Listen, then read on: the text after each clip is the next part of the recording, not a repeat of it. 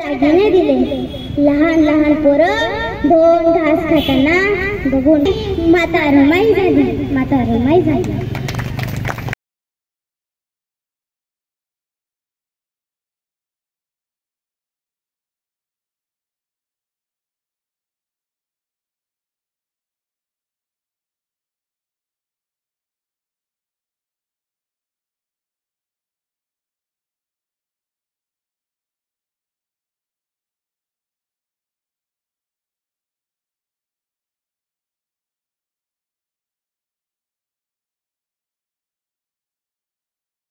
रमाई यांची जयंती निमित्त सर्व समाज बांधवांकडून हार्दिक शुभेच्छा.